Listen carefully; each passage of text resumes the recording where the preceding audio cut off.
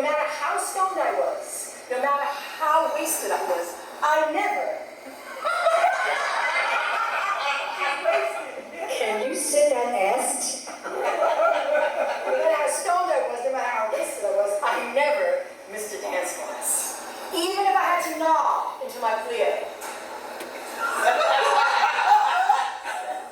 And that's when I met my first villager.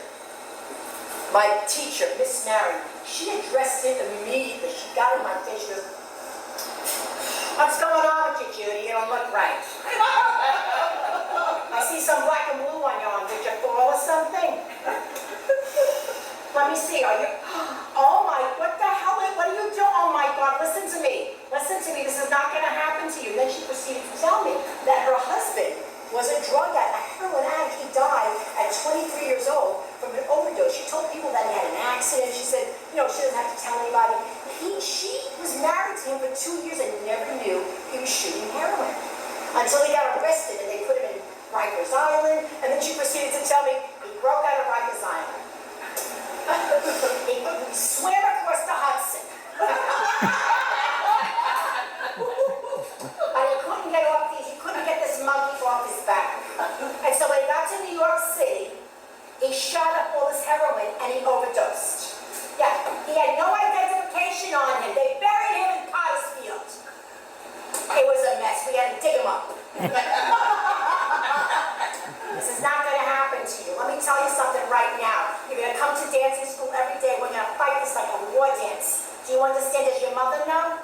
Oh, it must be breaking her heart. Don't let your father know because he will kill you. I will see you tomorrow. Come tomorrow. Go sleep it off.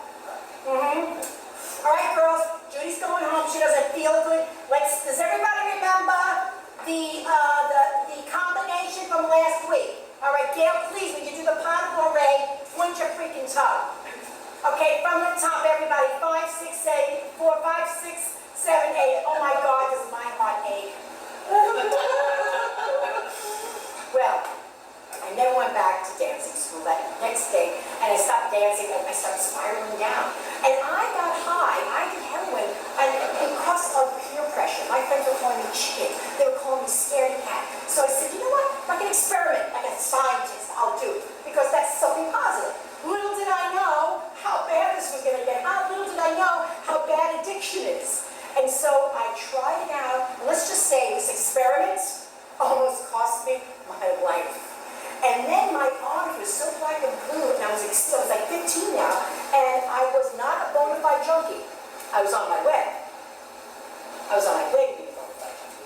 But my arms were so sore that I couldn't find a vein anymore. So I started popping pills because I had to fill that black hole of addiction. I would take methadone, I would take Tuinol, Secanols, anything to fill that black hole of addiction. And then I started getting stoned in the mornings. I'd go to school, and I blacked out in my poetry class. To the poetry, someone was reading of Dylan Thomas, and I thought, how appropriate. They get scooped off the floor when they're reading Dylan Thomas. So it was at that time I met my second villager, and that was Mort Lascelles. He was the drug counselor of the SPARK program.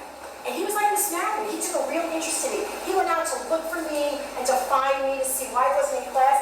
And I'll never forget this. I was in the back of the school cutting with my friend, and he walks right up to me, and he has this long hair like a hippie. My friend says to me, "Is that your drug dealer?" I'm like, "No, it's my drug counselor." And he leaned over, he goes, Judy, it's 4th period class. Why aren't you in class? I said, because more. I took 3 Quaaludes. I'm not going to be scooped off the floor. And so there were many drug runs. I can't tell you why, and I have no idea, but by all accounts, I should not be here today. But for some reason, by the blessings of our higher power, spiritual, I got into this rehab through Mort Lascelles. And finally, he just said to me, you really got, I was just spiraling down. My last drug run was in Allen Pond Park, Queens Village, Queens. You want to get that? In Queens Village, Queens. And do you remember they had the Woodstock. Did anybody go to Woodstock here? No, okay. but a wonderful number too. We know you weren't alive, sir. It's pretty clear. Just a little history, just so you know, Woodstock. After Woodstock, they did, I can't tell you how many concerts, 4 times a week, in every park, in Queens Village, Queens, at Alabama Park. And I got so wasted, I can't even know what I took that night. But everybody left me. Everybody left. The lights were out. I am just left in the woods, and I am unconscious. And these 5 nice Jewish boys who were at the concert were walking through the woods, and they stumbled upon me. And I was half naked and unconscious. So they dressed me up from what I was told. They drove me home. I guess in my blackout, I had a moment of clarity. I told them where I lived. And they told my father exactly how they found me. I'm like, oh, this is going to be fucking great. This is going to be great. So I wake up under the boiler room. Under the boiler room. And it's not just me. Have any of you ever drank so much the next day you had to call your friend and go, hey, what did I do last night? No, did I tell Michelle she looks like shit? What did I do last night? I'm just taping, So 2 more I'm in the seconds. boiler room going, what did I do last night? My father, I heard the basement door slam open. He comes stumbling down the stairs, and he's like freaking out. He's like, what's the matter with you? You listen to me, you go to the convent, or you go to the rehab report? I'm going to the rehab, I'm going to the rehab. Mama's And done, then honey. I realized I'm still half naked, and my father's in my arms. So I'm like, oh my God, what a grand finale. He's going to kill me. And as he saw my arms, and he realized what was going on, he did something I never expected. He started sobbing. I'm like, oh my God, he's crying. That was the love in action that my past life regressionist was telling me about. And if it had went any other way, I would not be here today. So I went to the rehab. Yes. Yeah, well. 10 months later, and I have to say really quickly, Rose Valinati was the heart and soul of this rehab. And they were kids, they were 20-year-old counselors. But Rose Valinati, she would have, and anybody in recovery here, you know that meeting makers make it. And in this rehab, we had morning meetings, we had business meetings, we had sensitivity meetings, we had go fuck yourself meetings.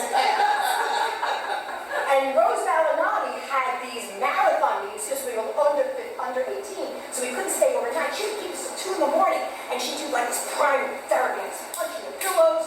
She'd hold us in her arms and make us scream at a chair empty and make us put somebody in that chair that we hated, that hurt us and all that. And she would let us go until we collapsed screaming in her arms. And I remember leaving that rehab after 10 months. I didn't know I could feel so good. I mean, I had a lot of love in my family, but there was always that tension, always that cloud of dysfunction over me. So when I left that rehab, I had a new life. And then I got the call. Miss Marion, Judy, we're going back on the road. And this time we're opening for Johnny Cash. Johnny Cash? Are you kidding? What about the Turtles? What about the Temptations? Johnny Cash? Are you kidding me? The Rolling Stones? Oh, they're too much money? Okay. Johnny Cash. Well, my daddy left home when I was 3 and it didn't leave much. Mom and me just this far and an empty bottle of food. Well, that was an amazing tour also. Now, it wasn't into Johnny Cash, but it was the comedians. I'd be behind the wings watching, studying the comedians.